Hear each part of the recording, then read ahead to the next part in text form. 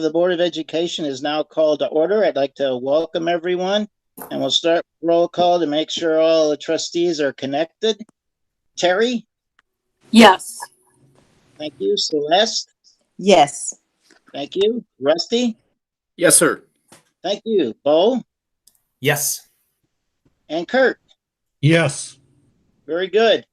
As everyone is aware, Trustee Wilson passed away unexpectedly on December 9th, and we will be honoring her service to the board later in our meeting.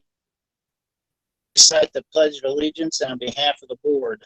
I pledge allegiance to the flag of the United States of America and to the republic for which it stands, one nation, under God, indivisible, with liberty and justice for all. And we'll move to our first agenda item, and that is to approve our agenda for this evening's meeting. Are there any changes to the agenda as presented? I have one. Does anyone else have one?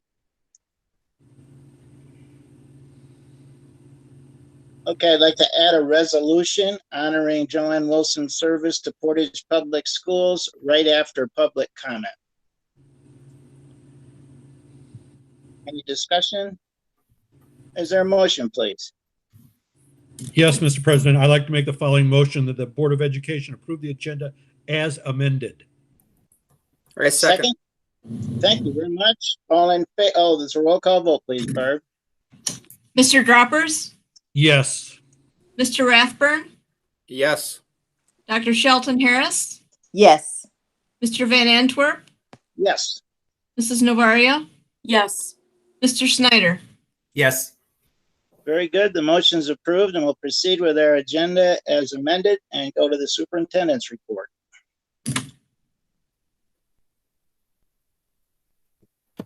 Thank you, Randy. We have 3 scheduled items on our report this evening, and the first comes to us from Tammy Carmen Hoffman, who will give you an update on kind of what's happening at Curious Kids. So, Tammy, the floor is yours.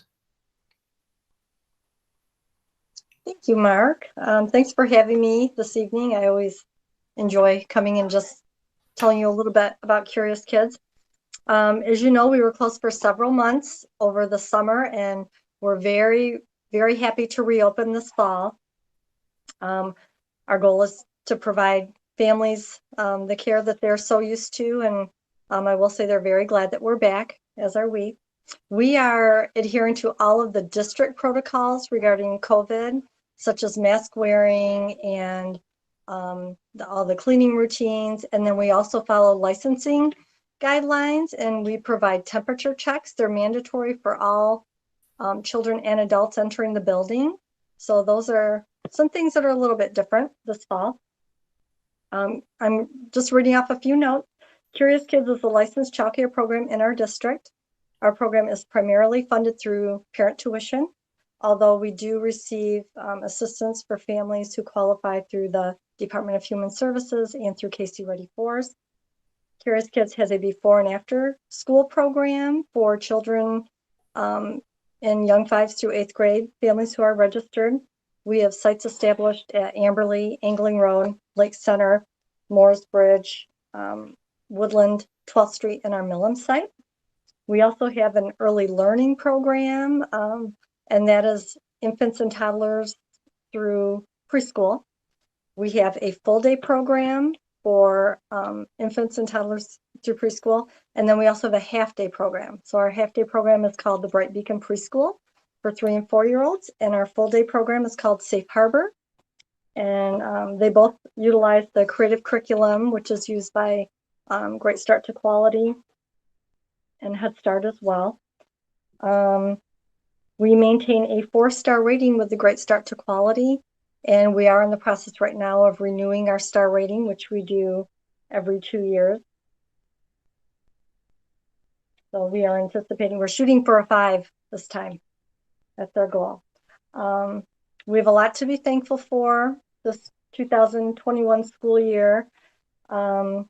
We receive a variety of district service providers, their assistants such as speech therapists with our pre-K kids. They come into our building. Some are located, their offices in our building, and we very much appreciate their assistance. We're really happy to collaborate with the ECSE program and enjoy a Head Start program in our building as well. And our Curious Kids School Age program has really enjoyed these last few weeks providing virtual care for our school age kids. And it's definitely been a different year for everybody. You know, we're no different, but it's been good. Everyone's very happy to be back. So I'd be happy to answer any questions, but that's just a recap of our program and what we have going on this year.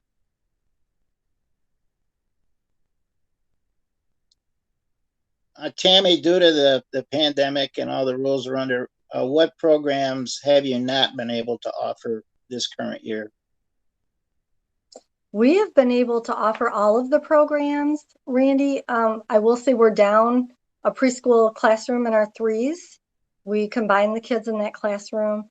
Our enrollment started out much less. I think parents have really been able to adjust their schedules.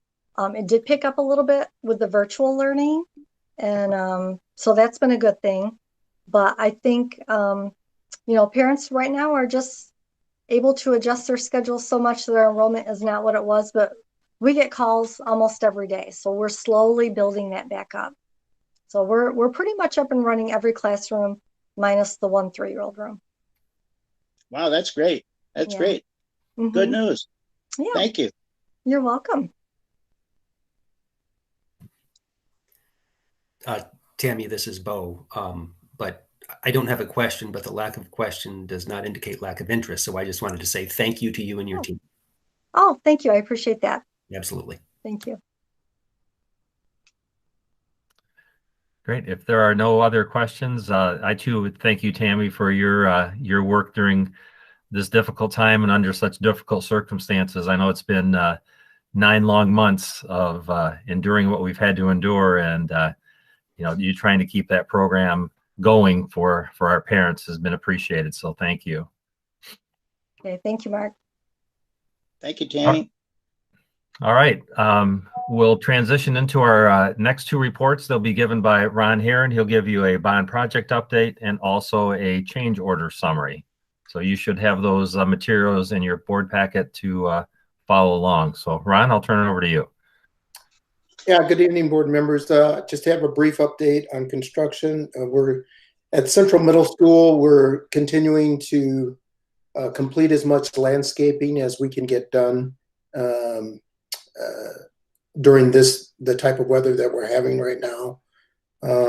We've sort of prepared our bench areas out in the Centennial Park area to get them prepared for planting probably in the spring. So, and we're waiting for the actual bench material to arrive still as that's just a supply chain issue with that product. Continuing to really go through the punch list at Central Middle School and making pretty good progress, having weekly meetings there to assess where we are. We have officially postponed the painting of the stable until the spring, and that's another activity that has to take place on that campus. And we are currently getting the pricing for there's a Central High lot that's gravel that we used for the temporary bus loop, and that's supposed to get paved, and we're currently getting pricing for that. That particular lot would be used for over the past 2 or 3 years. About mid-year, we'd come up short with student parking, and that particular lot will help us eliminate that particular issue that we've had over the past few years. At West Middle School, most of the major punch list items have been completed. We had some materials come in, and some of our hanging doors have arrived, and they will be installed over Christmas break. We are continuing to complete the balancing and testing on the HVA systems there, and that seems to be going well. And then last but not least, Northern Auditorium. As I stated in an earlier report, we have temporary heat in there. I mentioned about the moisture levels. We have been able to get the moisture levels where we needed them, and they've started to do the ceiling priming in there, and we'll continue to do the ceiling work in that facility and start the painting after we complete the priming. Metal siding has started on the outside, and we'll continue to do that as weather permits. And we are continuing to complete the mechanical rough-ins in the locker room and bathroom rough-ins in that facility. And that's all I have to you on the update side. Any questions? Ron, I don't think you mentioned it, but you know, that additional lot there at Central Campus, that temporarily had a curb cut so traffic can access that off of Westnedge, but I don't believe that's a permanent curb cut. That'll be only accessible from inside the Yes. parking lot. That lot will only be accessible from the current lot and not from the street. Okay. Thank you. It's really an overflow for student parking. Hey, Ron, Kurt Droppers, Yes. what color are you going to paint the stable? Just curious more than anything.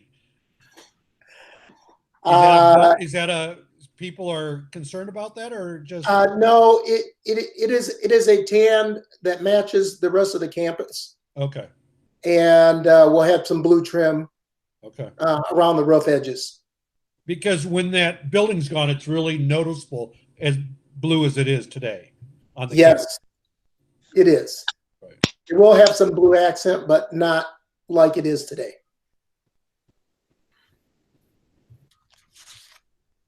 Any more questions regarding the update? Then I will move on to the change orders, which we're on change order 34.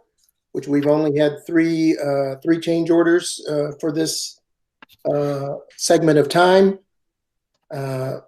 We have two for the Northern Auditorium. We had to add some board up in the parapet walls, really to maintain warranty. That really sort of prevents moisture in that area. And that was $2,200 and affected one contractor. We had the lobby 101, the ceiling height, a change to accommodate some duct work that had to go through there. And that was $3,053. And then that was it for a total of $5,253 at Northern Auditorium. At West, I have one change order, which was some audio-visual improvements. We installed some paging speakers in some corridors where we hadn't had any assigned to make sure that we had complete coverage for that building. And those areas are identified in your document. And that was for $1,671. And rolling from the change order, none of those change orders really affected your financial summary. So we are still in our contingency. We have $1,751,548 remaining in our contingency. Any questions?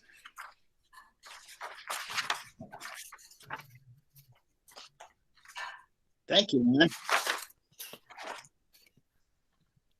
That's all I have for the superintendent's report this evening, Randy. Very good. We'll move to board education and an update on the extended COVID-19 learning plan.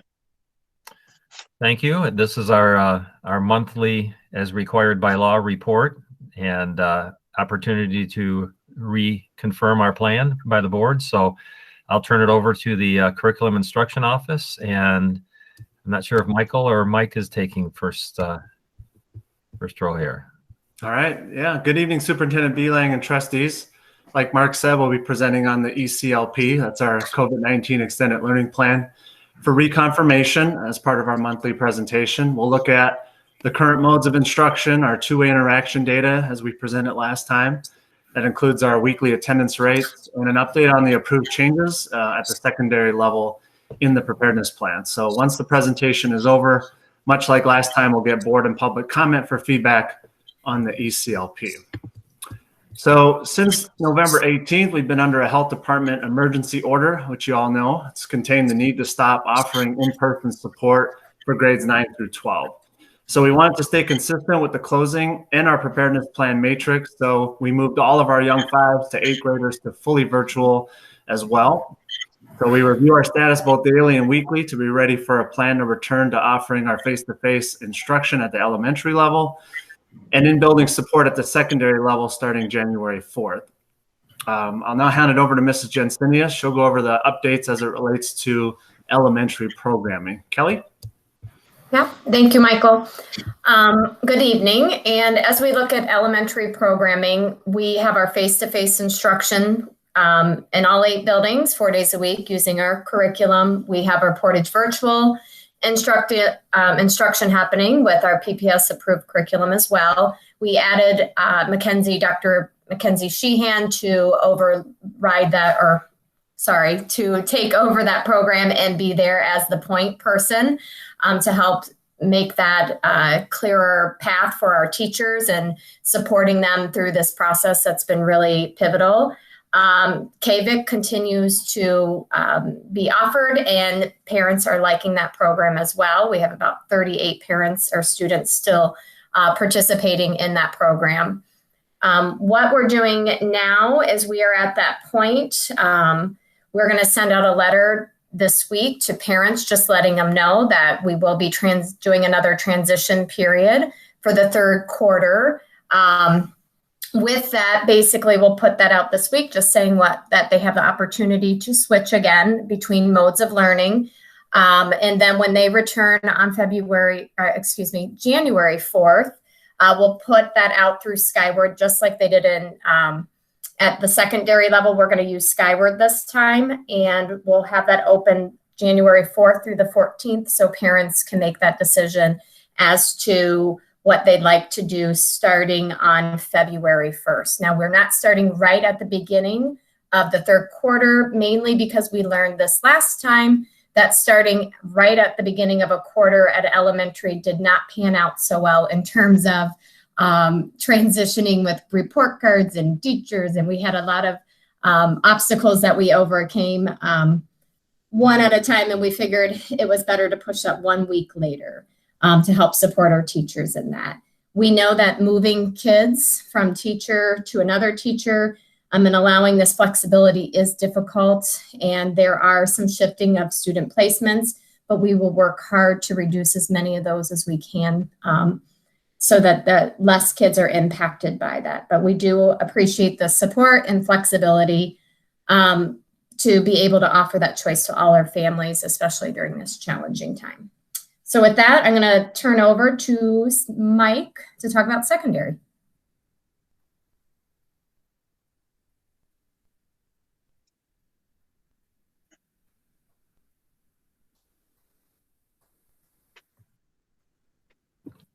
You're going to have to turn your sound on, Mike. Thank you, Kelly, and thank you, trustees. Our secondary program, currently we're all virtual, so there's no in-building access. We're still using our PPS curriculum and offering KVIC for those students. And we're synchronous 4 days a week and asynchronous on Fridays.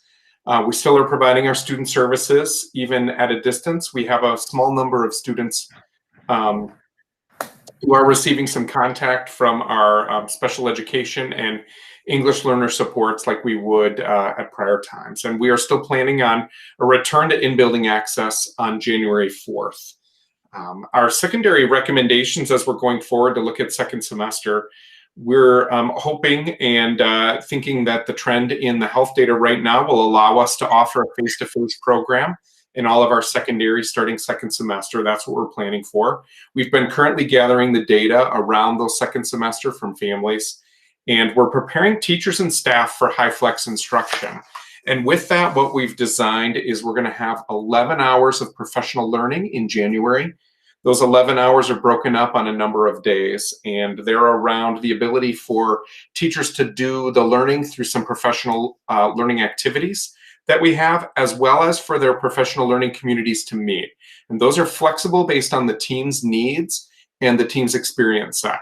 So each of our departments at the secondary level will determine how they want to spend those 11 hours. And we're going to have a menu of learning choices that will continue into the second semester with some Friday professional learning hours that the elementary has already modeled for us this fall. So there'll be an opportunity for us to get feedback from teachers as we start our process so that we can craft the best learning components that they need to continue successfully in second semester.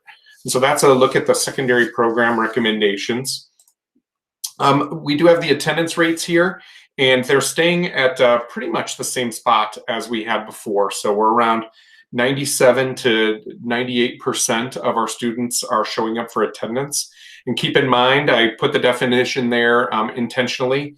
So we know we're following up much more deeply with our attendance than just looking at how many times a student would show up during the week twice to count on this 98%. So I know at each of our middle and high school buildings, those principals are reaching out along with their support staff to sort of both connect with and identify what support some students and families might need in order to continue working and learning and being present for this in a time of virtual.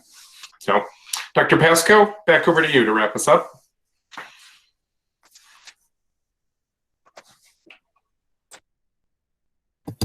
Okay. Yeah. Thanks, Mike. Thanks, Kelly. I think at this point, we'll just open it up to some board and public comments. So if you guys have any questions or comments?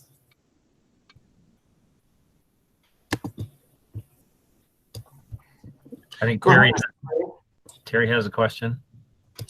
I don't have a question. I just want to say thank you to the admin team for all your hard work on this. I know back in early October, we asked you to do some more investigating at that time because there seemed to be significant pushback on doing this synchronous learning, and you did that. And I just want to thank you for taking the time to do that, for doing a thorough job. And though I was not supportive of the second proposal, I am glad that you have really looked over it all and evaluated and come up with the best plan that's good for our students and the best we can do for our teachers. So thanks for your hard work. I know it was a rough go getting here, but I think a lot of people are very pleased with what the end result has been. So thank you.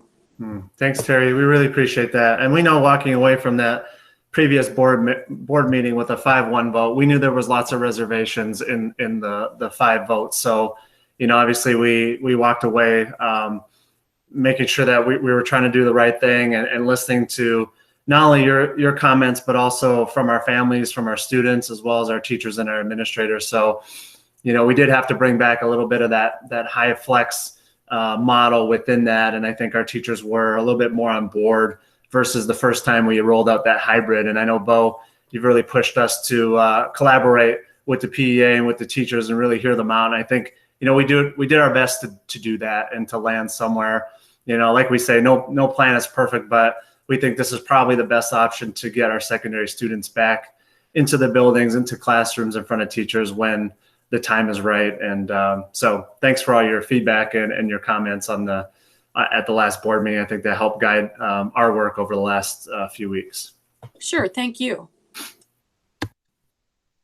Hey, Mike and everybody, I just want to add on with Terry, you know, making these decisions isn't easy. There's a lot of dichotomies here. We want staff to be safe. We want kids to be safe. We want to maximize learning, and then worry about the social emotional needs of kids, and then at the same time protect this community. So I mean, yeah, is this plan perfect? No, but I think we hit a dichotomy with multiple variables that really follows all our core principles. So I really appreciate everybody's hard work. Yeah, thanks, Rusty. I can't go without thanking our secondary principals. They held some town halls over the last couple weeks, and those guys really stepped up and fielded a lot of tough questions. Some of the ones we still don't have refined answers to, and to the level of specificity that folks would want at this point. But I just want to give a shout out to our middle and high school principals and the teams that helped kind of prepare for those town halls. They did a wonderful job, and thanks for the parents and family members who attended those to hopefully get a little more guidance before they gave us a selection. So thanks, Rusty. Appreciate your comments. Yeah. Hey, and Randy, this is Bo. If I can jump in now, I would echo what my colleagues have said, and then just add. This process has not been linear, has it? And what you all did is something that I really respect in leaders, for very good reasons. You had kind of teed up a direction on this, and then twice in the intervening dialogue, you course corrected based on feedback, and you slowed down and you took your time to get it right. And in the end, you actually went back for a good reason and rethought. And you in ways you kind of ended up almost where you started. Not quite, but it was circuitous. But it's the mark of a good leader to be willing to walk that path. And I really appreciate the leadership that you guys have given. I think you have listened, and I think we're in a really good spot. So really kudos. And then the other thing that I don't think has come up enough is you all have engendered a lot of trust just by how you have behaved over a period of time, and we've all been able to watch you. And I'm talking specifically about your willingness to, whether it's quarantine individuals, quarantine classrooms, close down buildings for 2 weeks, or as we are now, just saying the whole district is going to go virtual for a few weeks until we get past this peak period. I think, and when you do that, it just really sends the message that you guys are doing the right thing. We're trying to have in-class options for families that need them, but at the same time, we're going to keep people safe, and we're going to have to keep things, out of the buildings for a while. So I think you're walking this very difficult but much appreciated middle ground and trying to get it right down the middle and get it right. And it seems like the impossible task, but my message is it's very much appreciated. So thanks, guys. Yeah, thank you, Bo. Appreciate those comments. Just a quickie. I agree with my colleagues, but I had a question, not really a question, but just point of clarification with the attendance. It just appears to be very generous, and I'm sure there's meaning to this madness, because that's a difficult piece there, but it just seems very generous. If a student participates sometime throughout the day, it's counted. And we're okay with that, legally? Yeah, legally, that's the definition that we need to put in here. If you're as you asked, if we're okay with that, we're not okay with that. Our teachers are noticing it and feeling it, as well as counselors at all of our buildings. Principals are noticing it and responding to it. It's probably one of the tougher components of this, is that it is a place of engagement that we consistently put a lot of energy and time into helping to correct. So while we report these numbers like they look, as I said, there's a lot more going on behind the scenes that we continue to delve into in terms of overall attendance rates. It's also difficult to gather quality attendance data right now not because we're not tracking it, but because we have to decompose it and make better sense of it. So we have attendance codes that show students in virtual when they might not be, they might be in the meeting, joining the meet, but we don't know how engaged they are in the meet. So we're trying to kind of find better ways to identify that so we know where we need to put support. So we're still working on that part of the puzzle. We know in-person will help, and according to one of the assistant principals today, they were calling families on making school selections, and they're going to go back and call families that they know they have they may have chosen virtual, but we know that they had some engagement things going on that we would want to increase their engagement. So they're going to make some callback and see if they can kind of try and encourage them to be face-to-face if it's safe. So we know we're doing those things to try and create a good environment for students to attend. Yes, I totally agree. That's very difficult, particularly when you see such high percentages for attendance, and then we have difficulty with students passing courses. So there's a gap there. So thank you for working on it.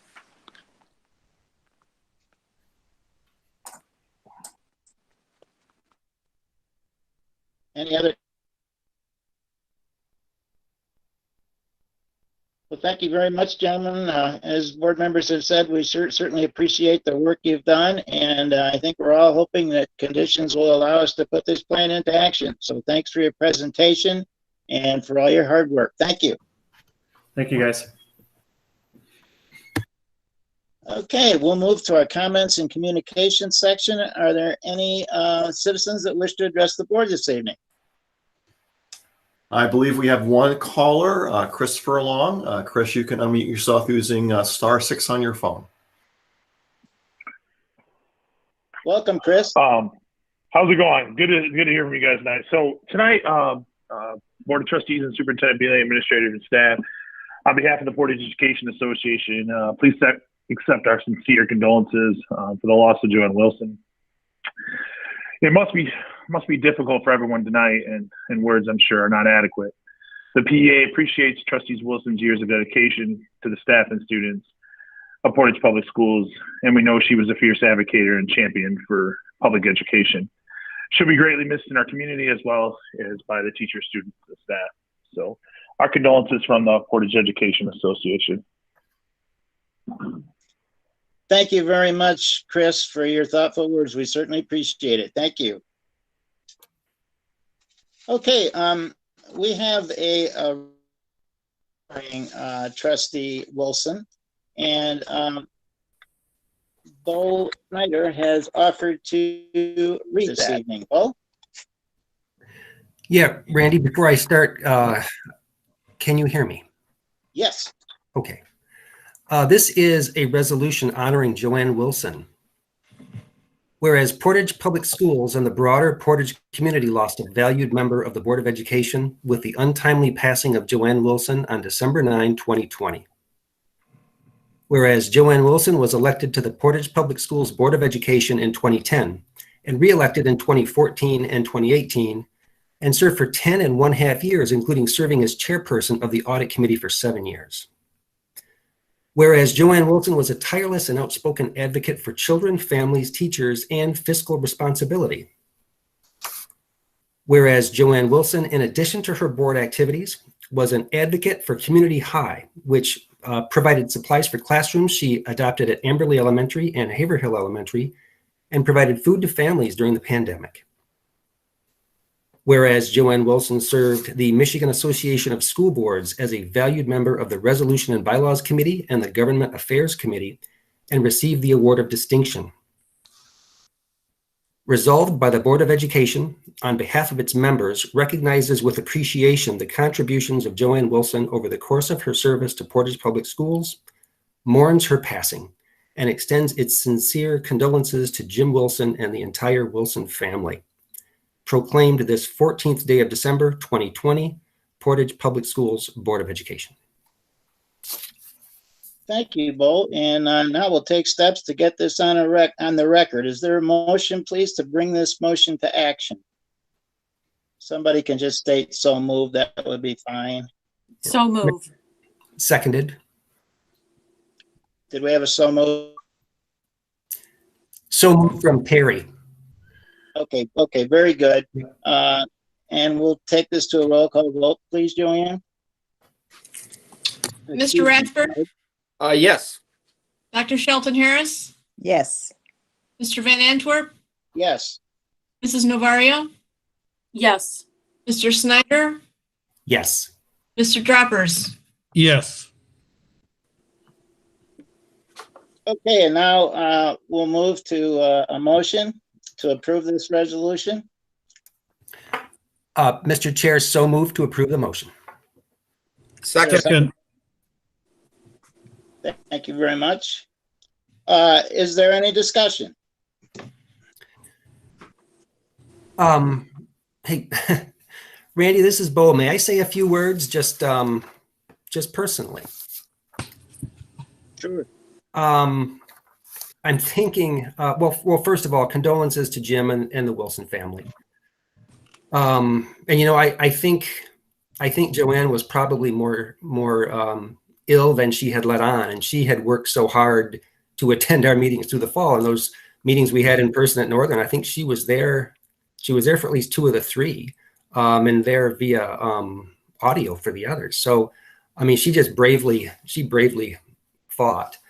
I was reflecting that in 2010, Randy and Rusty, I'm pretty sure you were there too, but we sat with Joanne in her first board meeting. If you remember, it was in the basement of the Upjohn Institute. It was a retreat, if you can remember that.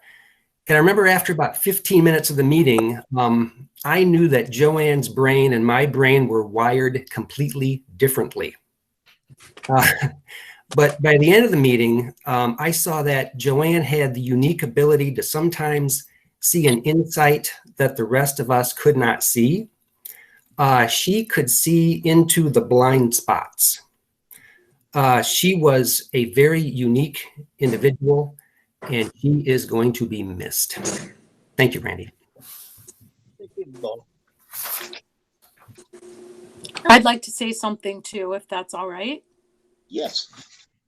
I had the privilege of first meeting Joanne all the way back in the fall of 2004 when her granddaughter Angela was a freshman at Portage Northern and Joanne joined the PTO at Northern.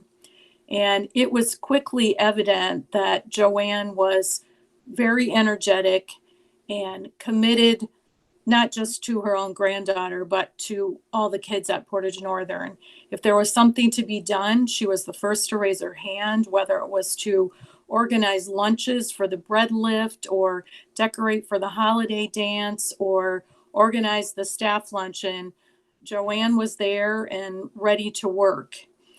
I then had the opportunity to meet with Joanne again when I joined the board in 2014. And it has been a privilege to serve with her. And again, I saw her tireless energy and commitment to the Portage School District. I agree with Bo that she was so committed and determined that she was going to power through this illness, whatever it took. And we need to be grateful for that level of commitment that she gave to us. So she will be missed, and condolences to her family. Thank you, Terry. Anyone else? I just wanted to add my condolences, and I totally agree with Terry and Bo. Without a doubt, if you wanted to spell advocate, it would be Joanne, because she would fight to the very end for students. And I agree, she totally saw those blind spots, and she made us question our choices. She made us question our decisions, and she will totally be missed. Thank you, Celeste. Anyone else? Yeah, I guess I'll go next. I want to say I'll miss her dearly. I sat next to her a lot of the board meetings, and she had sort of the same math that I like to deal with. So we were kindred spirits in that part. And so I'll miss her comments at the board meetings a lot. Thank you, Kurt. So Randy, it's Rusty. I'll go last. As we all know, Joanne had a lot of passion for this community and for kids, and so the community lost a big asset. Thanks, Trustee. I'd just like to say a couple things. First of all, yes, condolences to the family, and we're going to miss Joanne. Our board is not going to be the same. I first met Joanne in 2009 when the two of us were running for school board. As soon as she learned that I was running, she sent me an email with a lot of questions about what my positions were on a lot of issues. So I learned right away that Joanne was a very inquisitive person, and she brought that need to know with her to the board, and she took her board service very seriously.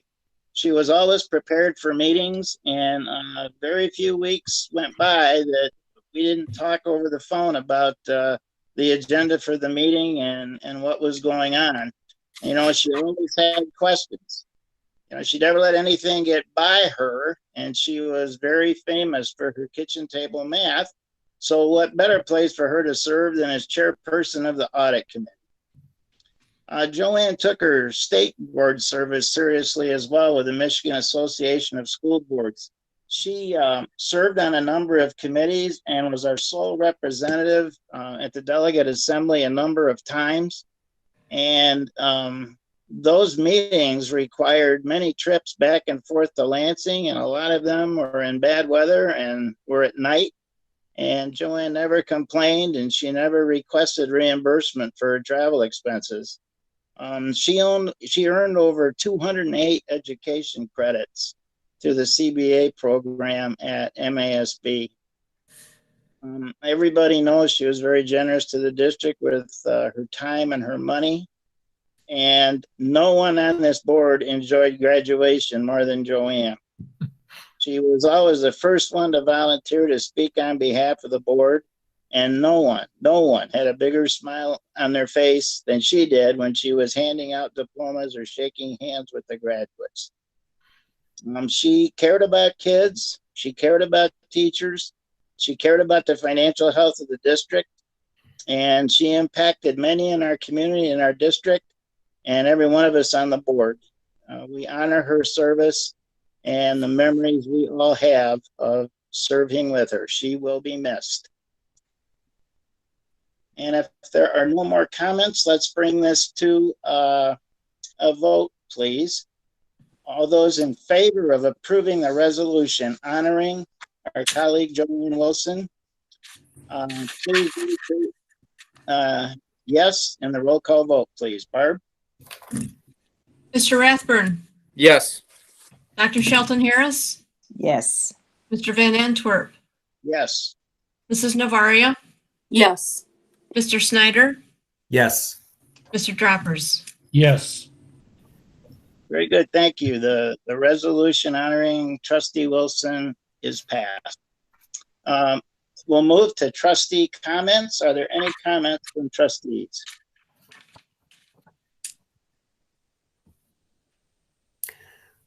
Well, Randy, this is Bo. I will be brief. Want to wish everybody a happy holidays, and we'll knock on wood that 2021 is better than 2020. I am sure it will be.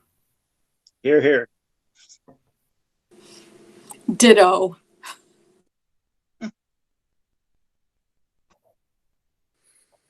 Yeah, Randy, it's Rusty here. I just want to thank the community and everybody for their input through this process. And I want to remind everybody to be safe and stay healthy. Hopefully we're through this in a couple months. We're almost 9 months into this, and there's a little bit of light at the end of the tunnel. Some hope for this community, and we've given kids hope that they can get back to normal a little bit, and hopefully by late spring, everything's right back to normal. So thanks to everybody in this community. Hear, hear. Anyone else?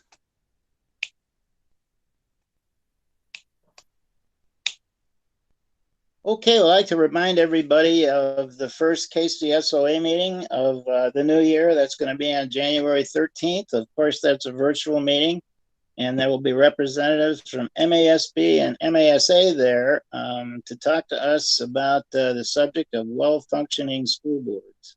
And I'd also like to extend my greetings for the holidays. I hope everybody has an outstanding winter recess. And I want to thank everyone in the district, especially our teachers, for all the good work you're doing to keep our students connected and learning. Thank you. We'll move to board committee reports. I guess I have one. The policy committee met, and it was our first stab at a social media policy and an equity policy. And I believe everybody has notes from that meeting.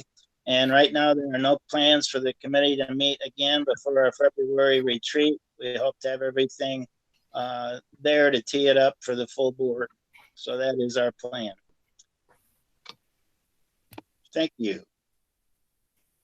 Okay, we will move to our consent agenda on page 8. The only thing on the consent agenda this evening is the minutes from the November 23rd, 2020 regular business meeting. Are there any exceptions to the consent agenda as presented? Very good. Therefore, it is approved as presented. We'll move to our first action item on page 15, which is to reconfirm our extended COVID-19 learning plan. Is there a motion, please? Yes, Mr. President, I'd like to make the motion that the Board of Education reconfirm the 2021 extended COVID-19 learning plan as presented. Thank you. Is there a second? Second. Second. Thank you. Barb?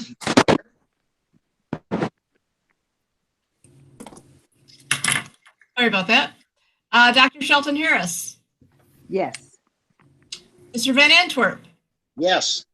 Mrs. Novaria. Yes. Mr. Snyder. Yes. Mr. Droppers. Yes. Mr. Rathburn. Yes. Very good. The motion is approved, and we have reconfirmed the extended COVID-19 learning plan. Our next action item are policy revisions to ends policies 1.1 and 1.4 on page 16. Is there a motion, please? President Van Antwerp, I move that the Board of Education approve the revisions to ends policy 1.1 and 1.4 as presented. Thank you. Is there a second? Seconded. Thank you. Just a little background information. As you know, earlier this year, the board began work to strengthen and clarify our long-term goals or ends for the district. And we worked on these two policies, the first one being ends policy 1.1, academic success. The board concluded that the phrase continuous improvement aligned more closely with the vision statement than the phrase greater than in prior years, and that the word district represents the intent of the policy more than the word communities. So the new recommended policy for 1.1 academic demonstrate continuous improvement in the mastery of core curriculum standards with results approaching or exceeding the highest performing comparable districts. Similarly, we also did some work on ends policy 1.4, responsible citizens. The board agreed the phrase good citizenship rather than ethically aware was more definitive, and that the word respect was stronger than the word sensitive, and that the word individual should be added to reflect individual student differences. Therefore, the new policy for consideration is that students demonstrate good citizenship through ethical behavior and respect for individual differences and cultures other than their own. Is there any discussion or any comments? Randy, I would just say that the value here is twofold. Number one, I mean, on their face, they are better statements. And number two, us working on them on an ongoing basis over the years, I think keeps us disciplined and focused on the big picture as a board and not on micromanaging and pretending that we can do Mark's job better than he can do it. If I can say that. Very good. Thank you. Anyone else?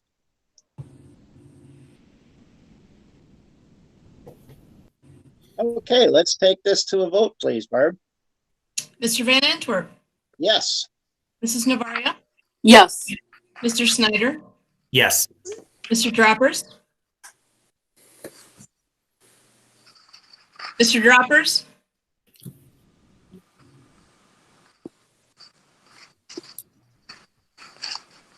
Looks like he's frozen up, Barb. Mr. Rathburn, Yes. Dr. Shelton Harris. Yes. Can I go back to Kurt? Yes. Thank you. Very good. It's unanimous. Thank you. The new policy revisions for 1.1 and 1.4 are approved. Our next action item is Chromebook purchases. Is there a motion, please, on page 18? Mr. President, I will move that the Board of Education authorize the purchase of 1,400 Chromebooks from CDW-G of Chicago, Illinois, in the amount not to exceed $365,260, the proceeds for which will come from the COVID-19 Relief Fund as presented. Thank you. Is there a second? Second. Very good. Thanks, Kurt. Dan? Just a couple of comments. As the board is aware, the COVID relief funds, at least this particular variant of them, expire at the end of the month. And so the district is exploring ways to use this money in a responsible way, but also in a way that will have a positive impact after COVID is passed. And so this purchase of Chromebooks is designed to do kind of two things for us. With luck, it should set us up for the next 18 months with all the Chromebooks that we need. And hopefully by then we'll be back in conversations about getting our bond program restarted, which is where we do most of our technology purchasing. The other advantage for making this purchase now, we won't have to ask our elementary kids to bring their Chromebooks back right now that they've taken out of the carts for virtual learning. We can restock our carts with this purchase.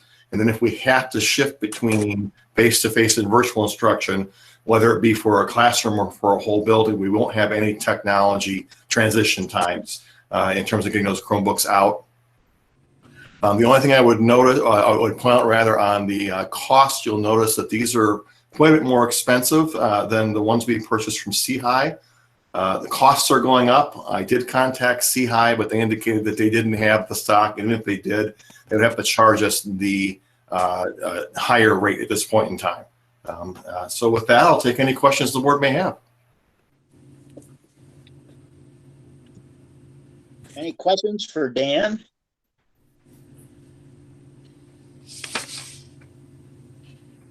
Okay, let's take this to a vote, please, Barb. Mrs. Navaria, Yes. Mr. Snyder, Yes.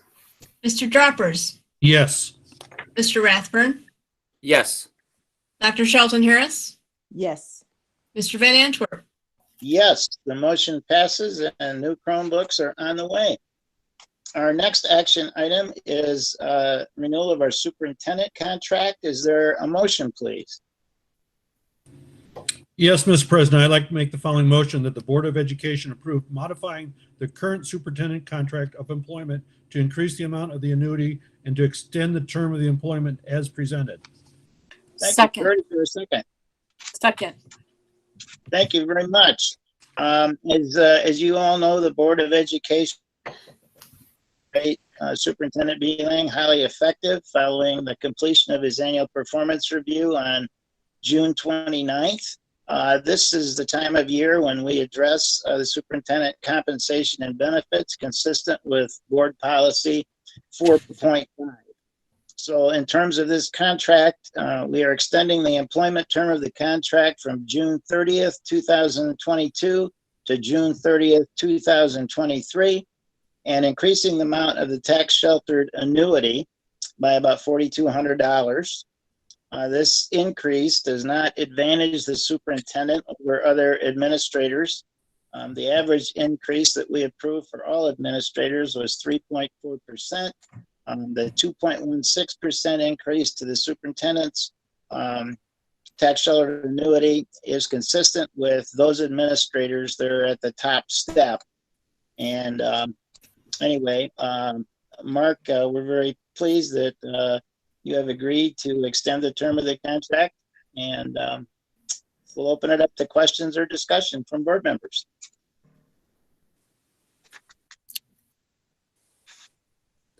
Randy, it's Rusty. I just want to thank Mark for continuing on with us.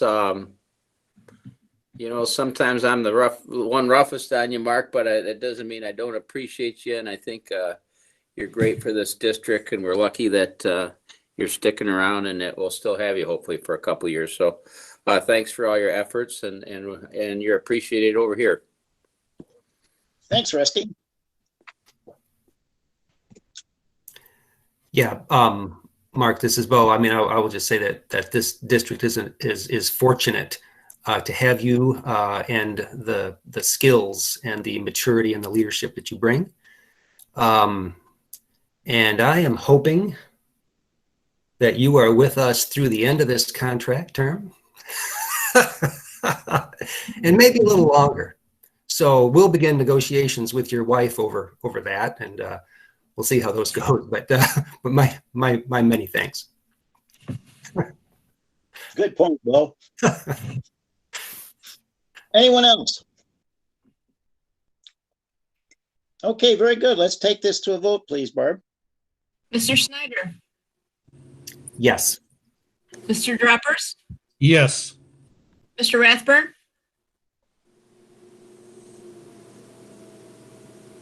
Sorry, yes. Yes. Dr. Shelton Harris, Yes. Mr. Van Antwerp, Yes. Mrs. Navaria. Yes. Very good. The motion passes. And again, on behalf of the board, Mark, thank you for your leadership during this difficult year, and particularly all your efforts to get our kids who want to be back in the buildings, and getting them there with everyone safe. Thank you very much. Thank you, Randy, and thank you, board members. It's really an honor to serve in this capacity, and I appreciate your confidence in me and the administrative staff, and your generosity. So thank you again very much. Thank you, Mark. And now we'll move to our next action item, number 5, the food service mobile heating carts. Is there a motion, please? Mr. President, I offer the following motion that the Board of Education approve as presented the purchase of mobile heated cabinets from Stafford Smith Incorporated for food service for a total amount of $37,702.80. The funds for which will come from the District Coronavirus Relief Fund, the CRF grant. Thank you, Celeste. Is there a second? Thank you, Kurt. Second. Very good. And is anyone going to present on this? Is it Ron? I will. Very good. On behalf of the food service folks and Paula, and we're recommending that the board approve the purchase of the mobile heating carts from Stafford Smith in the total amount of $37,702.80. Again, these funds will come from the District Coronavirus Relief Fund grant. Just as a background, over the past eight or 9 months or so, we've continued to find, Susan and her staff have continued to find effective ways to provide food for those folks in need within our community, despite the coronavirus that we faced. They've added new protocols, and however, operationally, it's taken a toll, and in order to maintain the quality and the ability to serve, we felt necessary to get these additional carts that food service has requested for them to be able to continue to provide much needed food for the students and our whole community as a whole. So that's the request. Thank you, Ron. Any questions?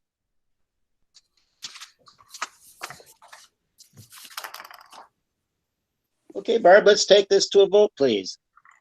Mr. Droppers, Yes.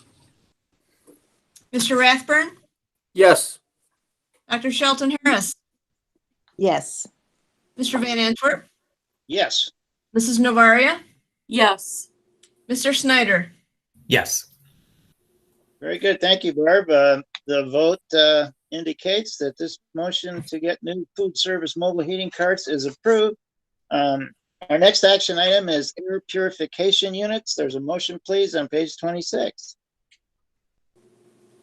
President Van Antwerp, I move that the Board of Education approve as presented the purchase of up to 300 Navirus NV 900 and 400 Metafy 40 air purification units with filters from Hendricks Associated of Grand Rapids, Michigan, and Metafy Air of Deerfield Beach, Florida, for an amount not to exceed $649,896, the funds for which will come from the District Coronavirus Risk Relief Fund, CRF grant. Thank you, Terry. Is there a second? I'll second. Thank you, Kurt. Ron, air purification units are a lot more expensive than the carts. Yeah, they are. As Terry read the recommendation, $649,896, which would come from, again, the District Coronavirus Relief Fund grant. Over the past 8 months, in response to the coronavirus pandemic, our maintenance and custodial staff have done a great job in supporting the needs of the district to make sure things are clean and the air quality is safe. We've taken many steps, and I've listed in your document many of the steps that we've taken with our HVAC systems to assist in sort of mitigating the chances of the spread of the virus. And really, as our staff and students start to come back in earnest at higher numbers, we're asking to implement really another level of mitigation with these air purification units and to implement those throughout the district in a strategic way to improve the air quality and to further keep folks in our district safe.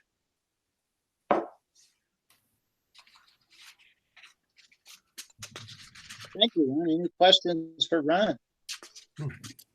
Yeah, they're on 300 units, so you're going to put them in the classrooms. How do they work? Yeah, the 300 units are you're talking about the 300 Navarius? I guess. Those units are, as you see in your little summary sheet, the difference in the types of purification systems. They're both medical grade filtration systems. The Navaris actually uses a plasma technology which really helps to actually kill. It's actually called a sanitizing machine. It's used by many hospitals and schools around the country at a pretty effective cost when you're getting that kind of ability to sort of deactivate viruses in the air. The other units are, and those would be used in most of our older elementaries where we don't have HVA systems that really improve the quality of the air, where we can't get enough outside air into the buildings. And so we would be strategically using those in those areas. And then the Metafy units, where we can actually provide air regeneration in our newer buildings, we would still use the Metafy units in those classrooms and some office areas as well.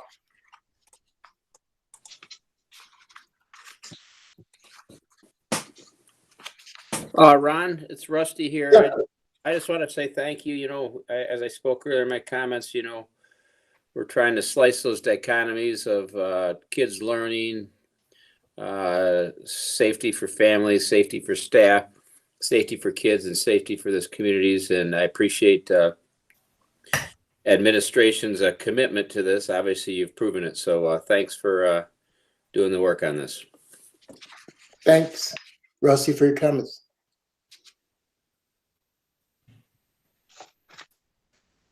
Well, thank you, Ron, for your presentation and for a great proposal. Thank you.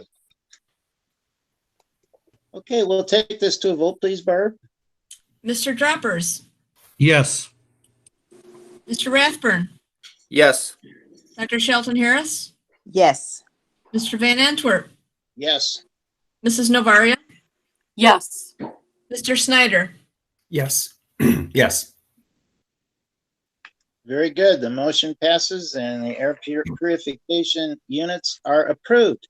We'll now move to our discussion items. We have two. The first is the human growth and development instruction materials, and I believe Mr. Huber is going to explain this one to us.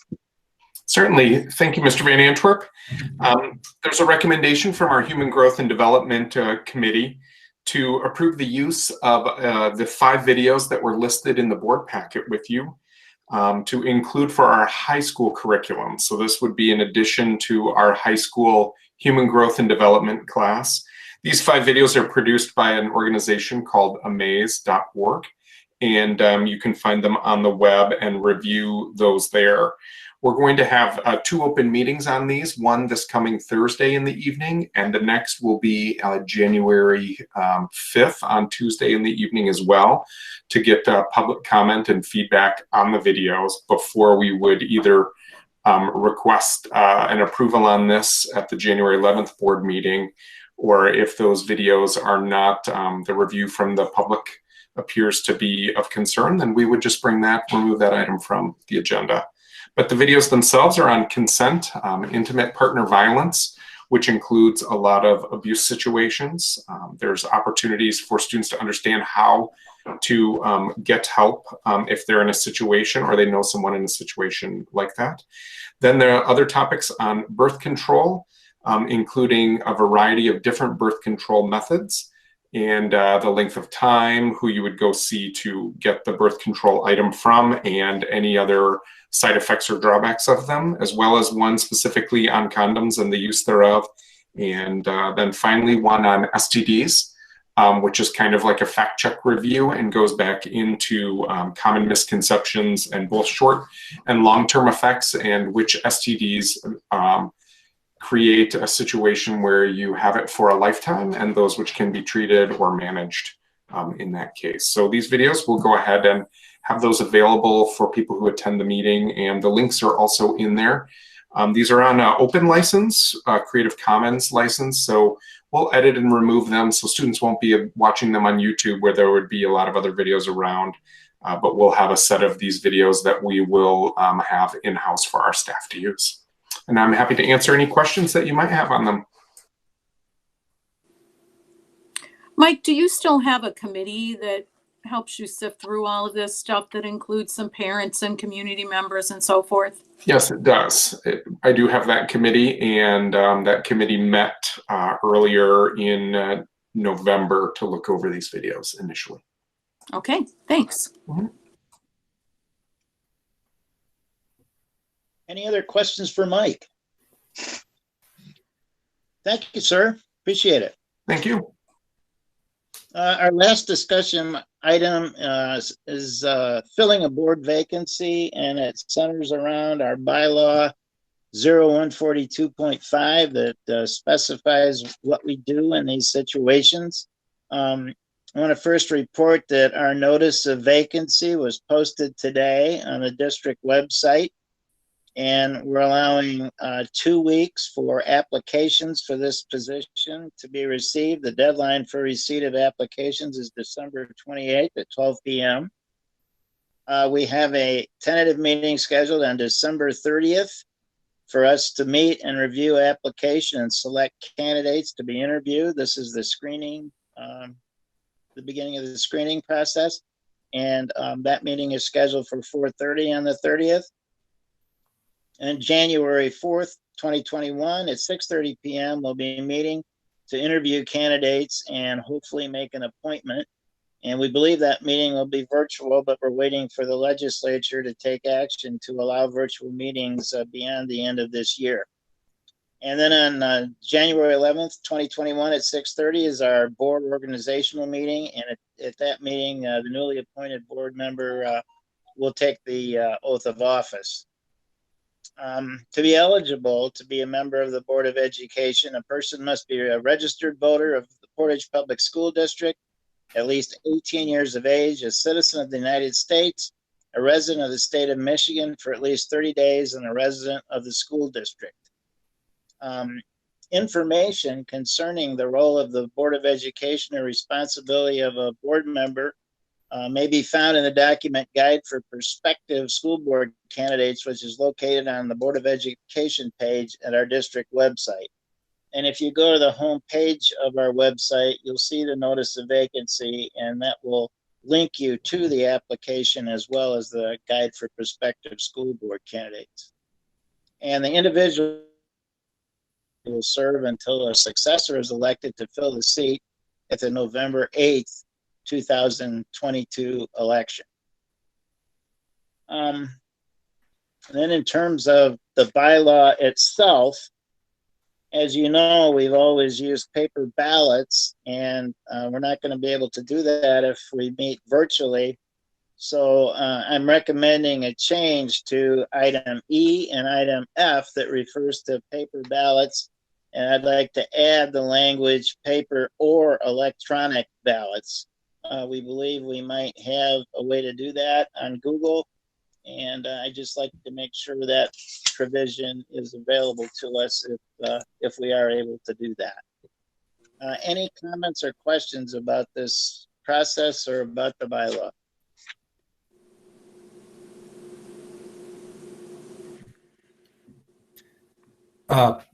Mr. President, I mean, that all seems to make sense. And at the time, if you're ready for a motion to move that small wording change to an action item to make it official, let me know.